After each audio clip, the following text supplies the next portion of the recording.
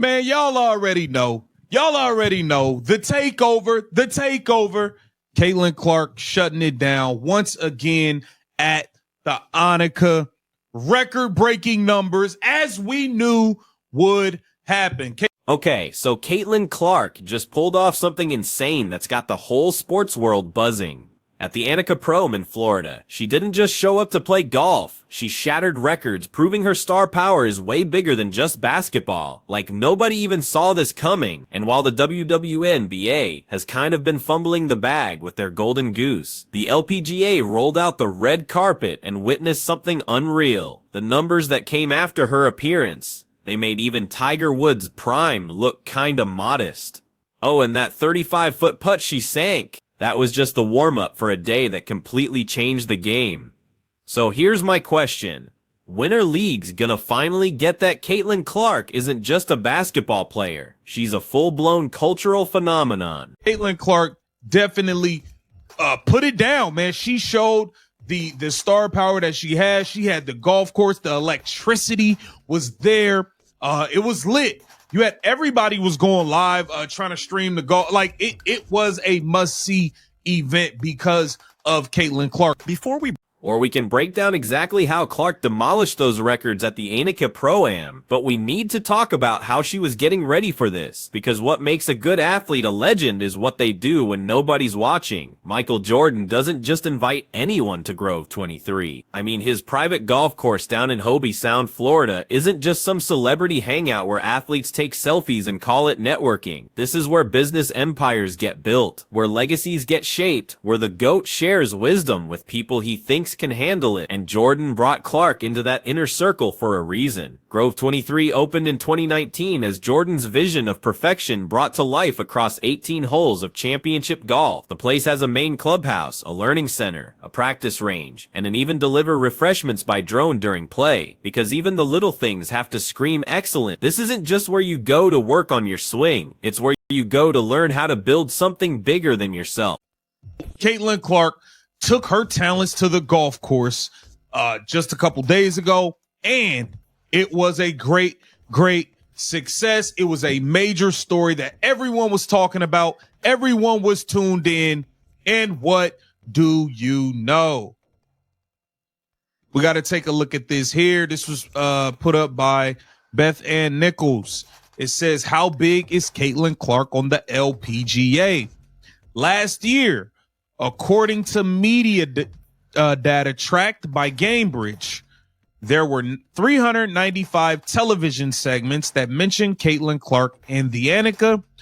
On the Pro-Am day alone, there were 2,693 posts on X mentioning Caitlin Clark playing in the Pro-Am that generated 241,000 engagements and 18 million impressions. Clark showed up wearing all Nike gear, including her CC logo, which was a teaser for her upcoming Player Edition golf shoes that are still being made. That attention to detail, that understanding that every time you're out in public, you're building your brand. That's exactly what Jordan was teaching her. The talks at Grove 23 weren't about golf. They were about business strategy, crossover marketing, long-term legacy building. Jordan saw in Clark what he saw in himself back in the day, and whose appeal goes way beyond their main sport. Nike execs were there too, talking deals that could totally reshape Clark's whole commercial footprint. They talked about Player Edition products, cross-promotional stuff, ways to turn being an awesome athlete into generational wealth. Jordan stressed how real stars go beyond their sport, how someone with real star power can lift up whole leagues if they get the right platform. Clark soaked it all in. She asked questions, took notes, and understood that this invite meant she was being recognized by the ultimate authority on athletic branding. Jordan doesn't waste time on athletes who won't live up to their potential. He saw Clark's competitive fire on the golf course, that same intensity that made her a beast in basketball. Her swing was precise and focused. She just took every competition seriously, no matter the sport. This wasn't some off-season vacation. It was an MBA-level education from the guy who wrote the book on becoming bigger than your sport. And what Clark learned at Grove 23 set the stage for what happened at Pelican Golf Club just days later. Now let's talk about what made the Annika Pro-Am unlike any LPGA event in recent memory. Clark didn't show up alone. She brought her Indiana Fever teammates, Sophie Cunningham and Lexi Hull, turning a golf tournament into must-watch TV because of their pure chemistry and real friendship. Sophie and Lexi weren't just caddies carrying clubs. They brought their personalities, their humor, their genuine bond with Clark that went perfectly from basketball to fairways. The Golf Channel even covered it live, which they usually only do for major championships because they knew something special was going down.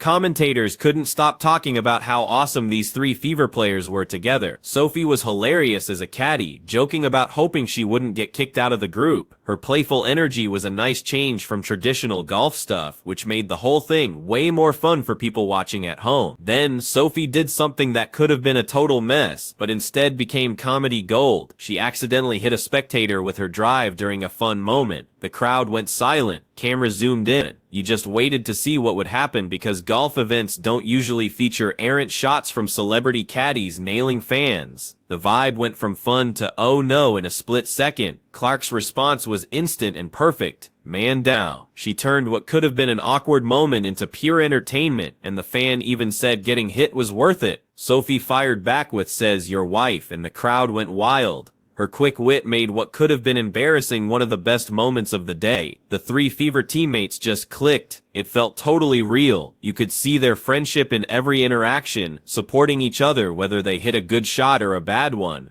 Hull, who plays golf regularly because her boyfriend loves the game, brought real knowledge to her caddy job. She knew strategy and club selection better than most celebrity caddies. During the round, fans were shouting for Cunningham and Hull to re-sign with the Fever. Sophie's response was direct and honest. Tell them to pay her. This moment showed how WNBA contract negotiations are still going on, and how players want salaries that actually reflect their value. Her comment cut through all the corporate speak and union talks with brutal honesty that fans love. The caddy thing proved that Clark's star power is even bigger when she's with the right people. Her teammates brought their own personalities and fans to the golf course, creating multiple stories besides just Clark's golf game. The combo of all three made it appointment television for both basketball and golf fans. But while they were all laughing and having fun, something way bigger was happening that would completely change how sports leagues think about crossover stars and their marketing value. The numbers that came after Clark played at the Annika Pro-Am didn't just break LPGA records, they shattered them so badly that analysts had to check their data twice because the increases seemed impossible.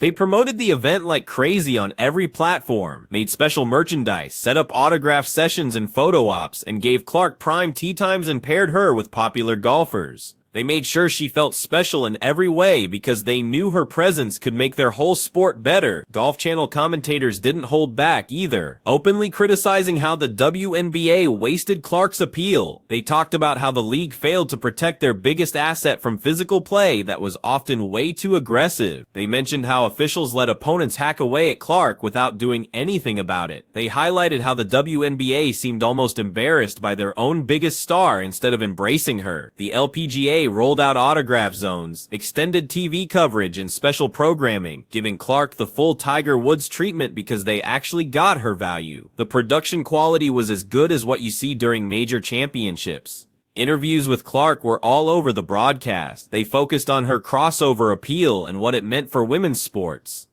The event had coverage that started early and went late into the afternoon. Every shot Clark hit got analyzed. Every time she interacted with fans, it got captured. The LPGA treated this Pro-Am like it was the final round of a major championship because they knew what a great opportunity they had.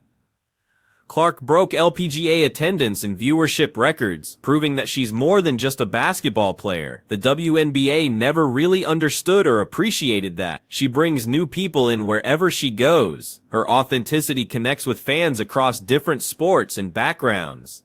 This record-breaking day sent a clear message about what happens when a league actually embraces their biggest star instead of taking them for granted. The day wasn't complete without a signature moment that everyone would be talking about for years, and Clark delivered exactly that on the 10th hole. Every once in a while, an athlete does something that makes you stop everything and just walk. Clark stepped up to a 35-foot putt from the logo on the 10th hole, with crowds packed around the green like it was Master Sunday. The gallery was 5 deep behind the ropes. Fans were climbing trees to get a better view. Security guards were all over the place to manage the energy. This wasn't just any putt. This was Clark's chance to show that her hand-eye coordination, that basketball sense of touch, translates perfectly to other sports. The distance meant everything had to be perfect. Too hard and the ball goes past the hole. Too soft and it dies short. The slope of the green made it even harder. Professional golfers miss putts like this all the time. Clark took her time reading the green. She crouched behind the ball, studying the line from every angle.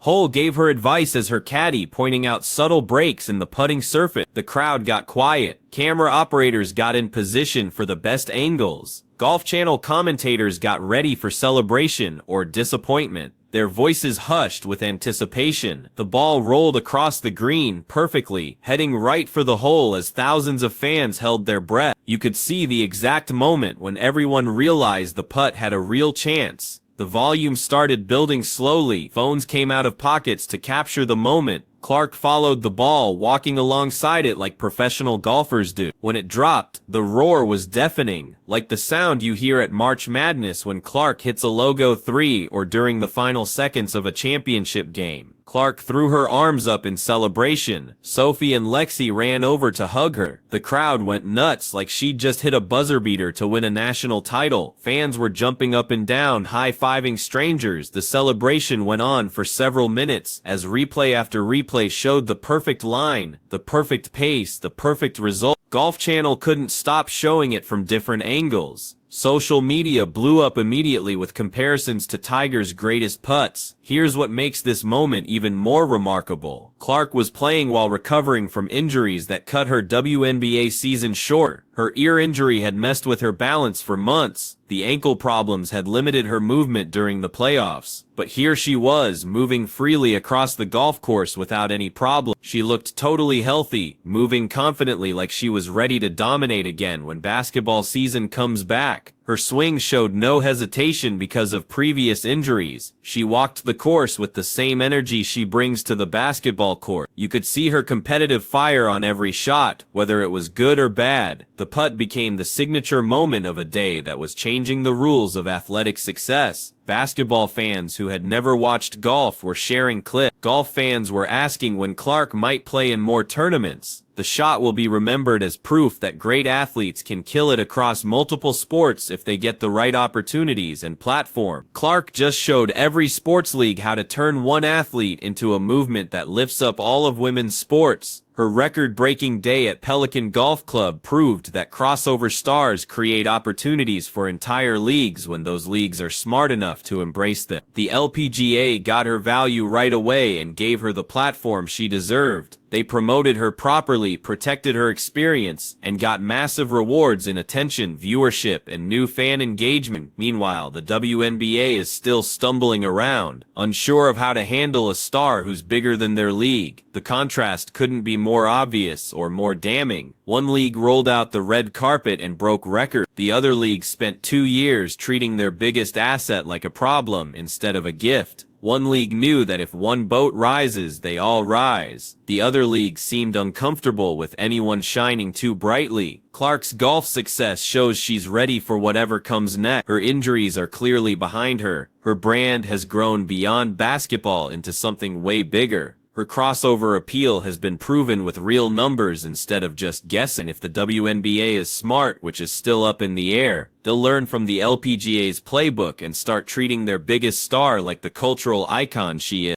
Clark just gave every sports league a lesson in what happens when you embrace your stars instead of resenting them. The LPGA nailed it while the WNBA is still failing spectacularly. Her 35-foot putt was awesome, but those record-breaking numbers tell the real story about how to do crossover appeal, right? If this breakdown opened your eyes to how badly the WNBA missed out, hit that like button and subscribe so you don't miss anything when Clark comes back to basketball and reminds everyone why she's inevitable.